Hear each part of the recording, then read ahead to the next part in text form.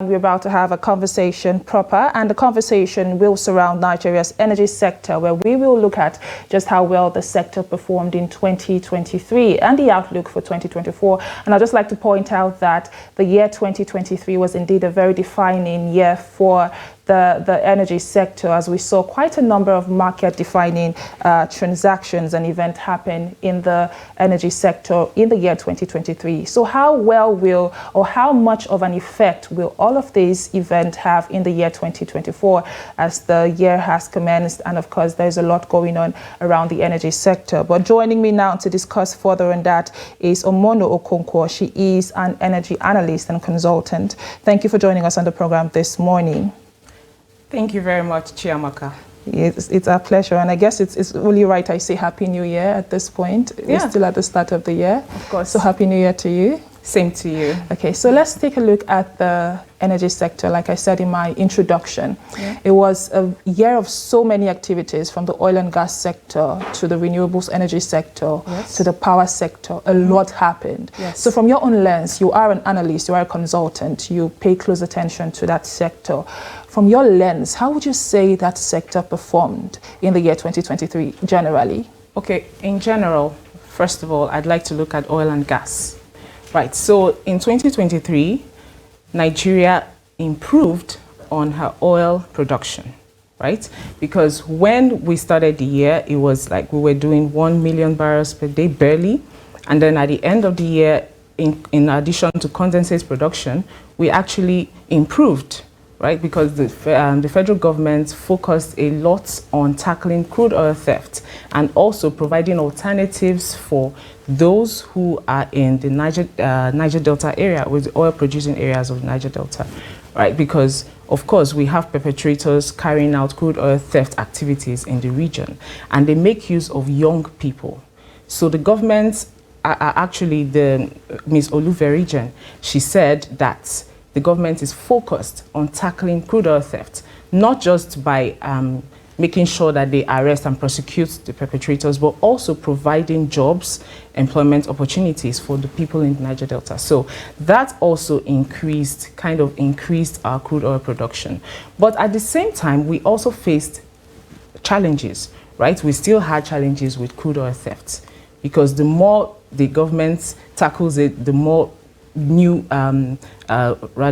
acts of this crude oil theft spring up, right? So at the end of the day, I would say for 2023, at the end of 2023, it was more of, like creating kind of a balance between both.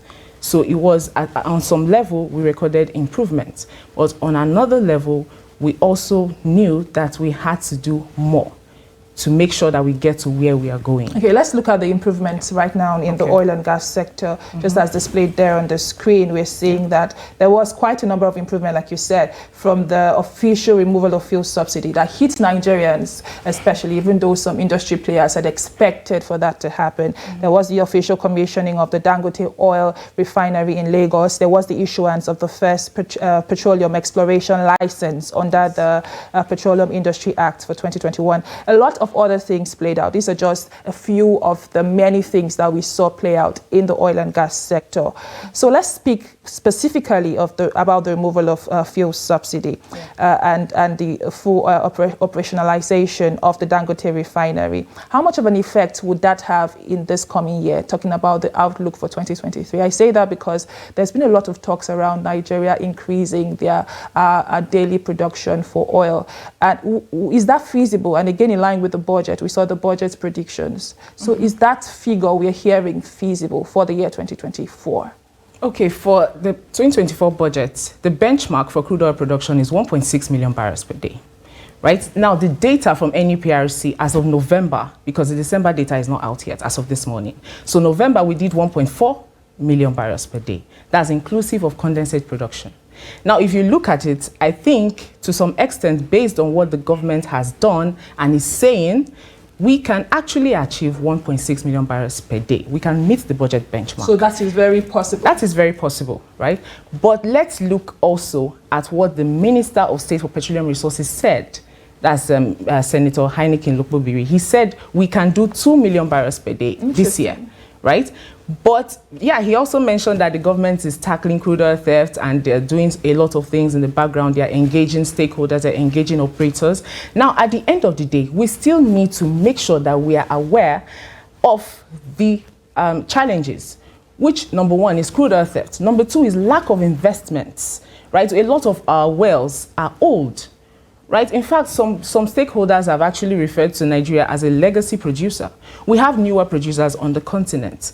Many of these IOCs, they want to sell off their stakes here and go invest in other African countries. So that's also, we need to make sure that we are aware of these things and we are addressing those things as they come up. Right? Yes, of course, I say we can achieve 1.6 million barrels per day. As for 2 million, yeah, a lot has to happen first. Right, so it's regarding the Dangote refinery you mentioned. Now, there's been a lot of delays in the past. We heard, oh yeah, they are going to start production in 2023, or they're going to start refining products in 2023, and that didn't happen.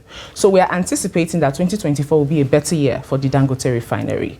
Now, one of the challenges that Aliko Dangote mentioned in 2023 was access to crude oil supplies.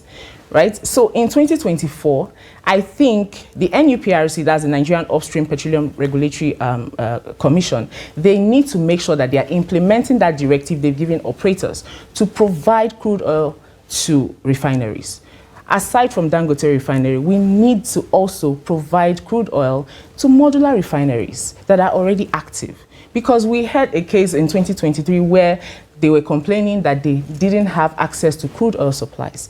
Now, I would like to talk about value addition at this point, right? It's not just about having the resource. We have the oil, yes. We have the gas, yes.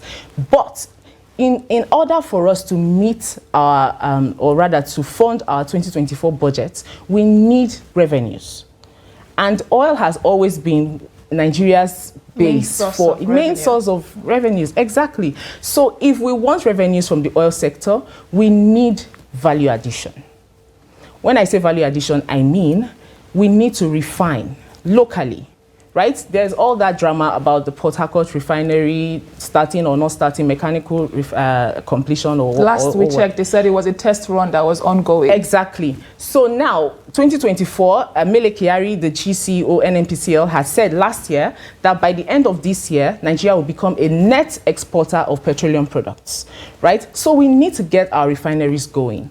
At the end of the day, we also need more establishment or development of modular refineries where we have these wellheads. That will even help you to tackle crude oil theft, right? So if we have this asset here and you make sure that investors, local investors especially across the Niger Delta, they are able to see that the government is tackling insecurity issues, they are tackling, or rather they are implementing policies, because Nigeria doesn't lack policies, right? We have a lot of policy documents, but implementation is always the problem. So if local investors or foreign investors see, oh yes, the government is making things easy for us, they will invest in the development of modular refineries. You've said something that struck. I mean, you said Nigeria doesn't lack policies. This is something we've heard over and over and over again. And I'm curious at this point, how can we move away from just making these policies to actually implementing them? Because I'm wondering, if we have all these beautiful policies on paper and never have to, finally put them to action, there would never be changes. So how then can we move away from, not just making these policies, but actually implementing them? Well, it's on two levels, right? Political will on the part of governments or MDAs, right? And then on the other hand, the people holding the government accountable. So it's also about awareness. If the Nigerian people are not aware of certain policies that already exist, maybe from previous administrations, they would not be able to say, hey, this administration, you need to do this regarding this, right? So it's all about awareness. We need to make sure, as the media, we need to make sure that people are aware of these policies. They exist, right? So why not implement them? And then the people in the government, they need that push from the citizens. They need that push from pressure groups. They need that push from stakeholders in that particular sector. in this case, the oil and gas sector. Okay, let's take a look now at the power sector, Yeah. the major activities that we did see play out in the year 2023. And I'll just list out a few of the major ones, like the proposed increase in the mini-grid generation capacity threshold. We also saw the enactment of the Electricity Act in 2023 that brought about a whole lot of conversations in the year. There was also the creation of state electricity market that also has been, applauded by most electricity stakeholders, and also the introduction of bilateral markets regime. This is just to mention but a few that we saw play out in Nigeria's power sector. Yeah. So looking at those now, how would you say the Nigeria power sector fared in the year 2023, looking at all of these events that played out in the past year? Well, in terms of the Electricity Act, yes, that was signed, and it's made a lot of people happy, stakeholders, of course. Regular Nigerians just want power. They don't care how it comes, they don't care who is bringing it, they just want power, right? Now, the Electricity Act made it possible for more people to invest in the electricity sector, right? So it has created that avenue for more people to come if they want to invest in embedded generation, if they want to invest in hydro, solar, biomass, but in states, right? So states now have the power to transmit and distribute power, electricity. And of course, the Electricity Act has made that possible. But like I said, it's all good on paper. But what about taking the action steps necessary to make sure that states start transmitting and distributing power to the people in their states? Now, Edo State, Ondo State, I think Kaduna State, they have, and Enugu, yeah, they have their electricity market. They've already, as of last year, they've already formulated their electricity market framework, right? Lagos is in the process of doing that, I think. And then we have other states, right? Where are the governors in that process? Are they even interested? Do they even understand it? Do they have the knowledge? Yes, do they have the knowledge? Are they willing to collaborate with NERC and other stakeholders along that value chain to provide value? Because, like I said, value addition is very important. In fact, it's the entirety of what we're talking about. If you cannot add value to that resource you have, for instance, a state has the capacity to generate power from hydro, right? What value has been added to the river bodies in that state to make sure that investors feel at ease to put their money into whatever project is coming out of it? So it goes beyond just, oh yeah, we formulated an electricity market framework, yeah, let investors come. You have to show the investors that yes, you are ready for investments. Security is on top of that list when investors are thinking of where to invest their money, right? Because investors are not, yes, like I said, investors are not charity organizations. They don't run charity organizations, right? They instead are looking for value. So they can put their money and that money comes back as returns to them, right? So you have to make sure that your state is secure. How secure is your state? You have to make sure that there is a strong sense of justice in your state. People just don't commit whatever they want to commit and then nothing happens. There is no consequence for bad behavior. If money is siphoned, there should be punishment for that. If any project goes awry and there is someone responsible for that, the person has to be punished. Investors love a strong justice system. Aside from security, they love a strong justice system. If your country or your state has an absence of a strong justice system, well, you can run after them all you want. You can attend all the fancy conferences in, across the world and talk a good game about how they should bring their monies in. How Nigeria is ready for business. Yeah, if they don't see a track record of security and a strong justice system, they will not come. But if you have those two factors going for you, they will come. They don't need you to convince them. Yeah, they will come on their own. Okay, quickly, let's take a look now at just how well the renewables energy sector fared in 2023. We saw, again, quite a number of events that happened in the year, from the launch of the solar PV manufacturing plant in Ijebu-Ode, Lekki. We also saw the construction of the first solar cell factory in Nigeria.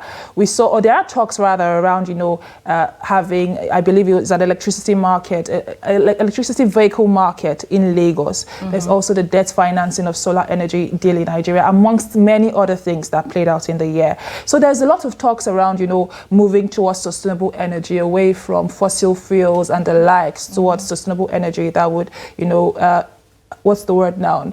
Preserve the earth, I should say. So looking at all these events we saw play out, what do you expect in the coming year or in this new year? Do you expect, further penetration of renewable energy in Nigeria, in the Nigerian space, or what do you foresee in the renewable energy space? Okay, great. Last year we saw a whole lot of partnerships with different stakeholders in Nigeria and outside Nigeria on renewable energies, particularly solar. Right, so it's great. I expect more growth and developments in the renewable energy sector, of course, focusing on solar. Now, just to add to what you said, in 2021, the International Energy Agency, they released a report saying that 86 million Nigerians are without electricity supply. They have no access whatsoever. Now, we have access, right, but it's not reliable. That's a different one. So these people, 86 million Nigerians, as of 2021, they had no access to electricity. Now imagine in those communities where those 86 million Nigerians live, they are procreating. The population is growing.